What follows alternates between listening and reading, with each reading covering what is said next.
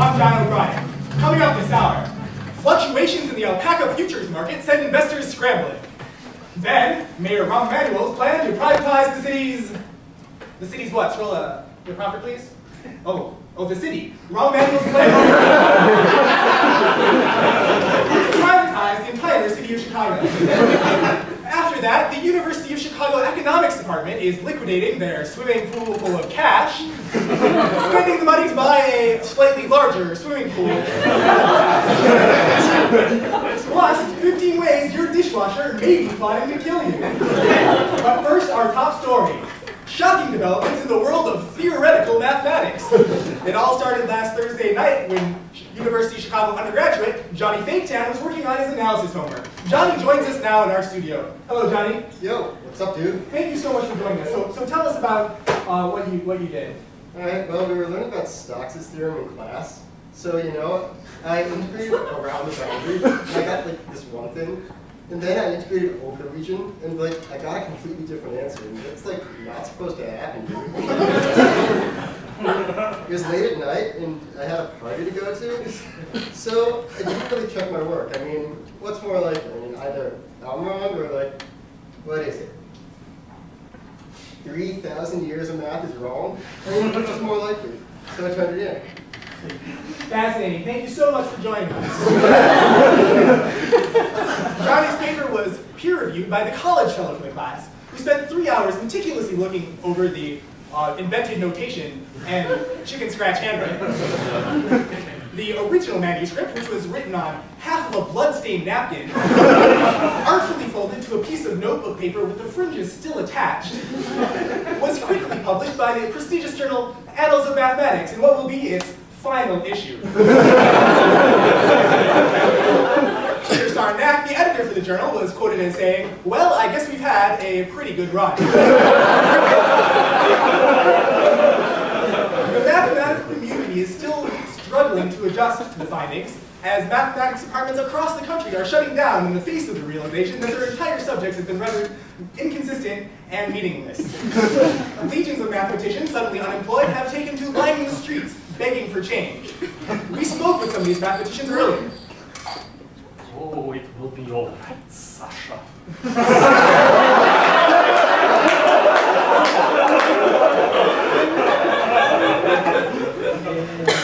When I was 19, I proved the function field Langland's conjecture for a trivial tool. But I see now that it was a nonsense. Yeah, so I got really lucky because I got a job as a spokesman for Pringles.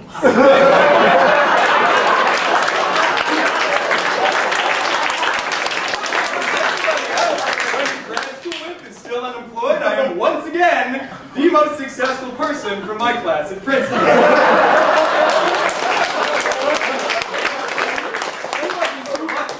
She had to take a job waiting tables at Jimmy's. Oh my goodness, Benson, is that you? What are you doing here? I thought you'd be out on the streets with the rest of them. No, on the contrary. Since I'm no longer Pope of the mathematics department, I can pursue simpler passions in life. I run a goldfish pond consulting business.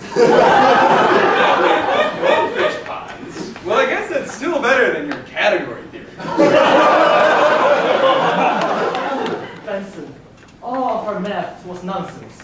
I was just more upfront about it.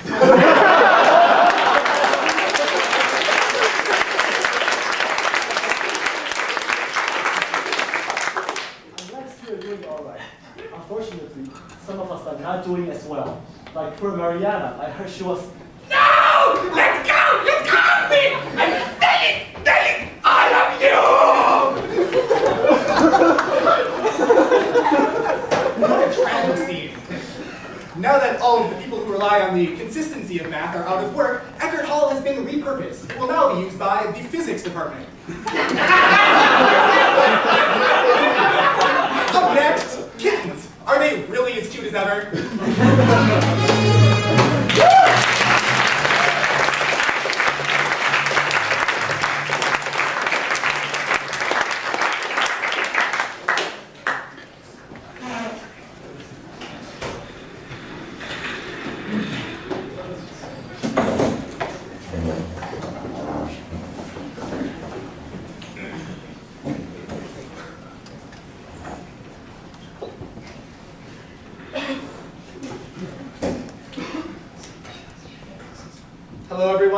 welcome to this week's meeting of our support group, Becoming Your Advisor Anonymous. I know it took a lot of courage for you all to be here today, but admitting that you have a problem is the first step to a full recovery. I'd like you all to say a little bit about yourselves. Sam, would you like to start us off? All right, best support group speech ever. Ready?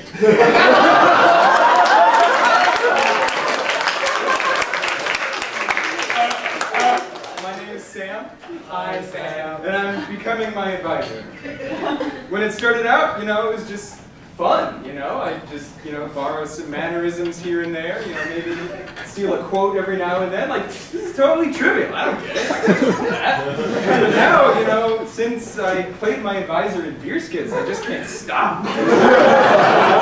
Constant rocking back and forth. My girlfriend actually broke up with me because she said that the tongue thing was just too creepy. It's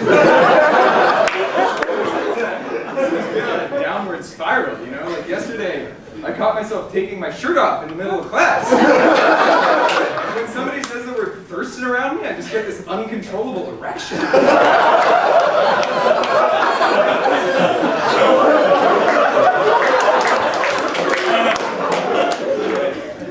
Hi, all. My name is John.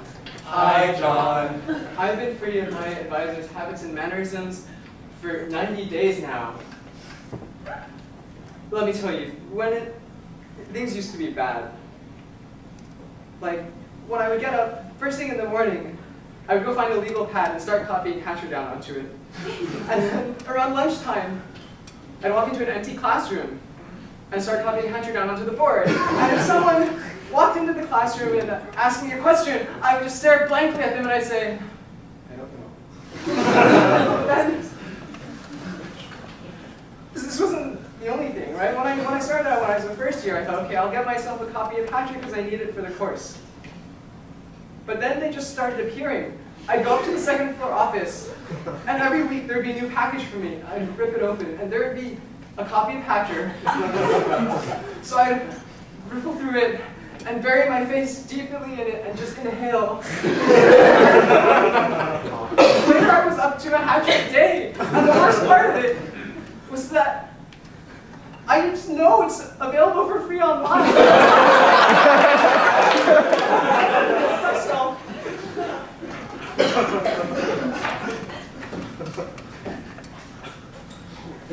Hi, I'm Phil. Hi, Phil. I'm becoming my advisor. I prepared something, so I'm just going to read it. I gave my calculus class 94 exercises last week. I copied them all out by hand. I think I get carpal tunnel in the process. The worst part is I'm not even ever going to look at it. What can I do with a stack of papers 8 inches thick? I just sit in my office and cackle as I live through them. I rub them on my face. As I try and smell the blood, sweat, and tears of my students. I think it gives me energy.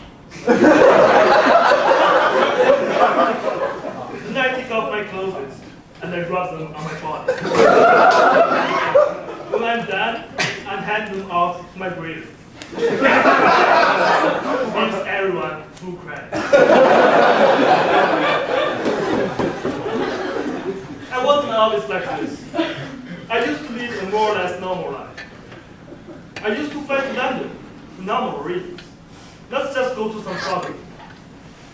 I had a house, kids. I took first-year classes, Euro stuff. Then I met my advisor. I should have known when he made me sign that contract in my own blood. I should have known to stop when he gave me a kitten when we started working together. And then took it away a week later. He promised to give it back to me when I passed my top exam, but he never did. Where's my kitten?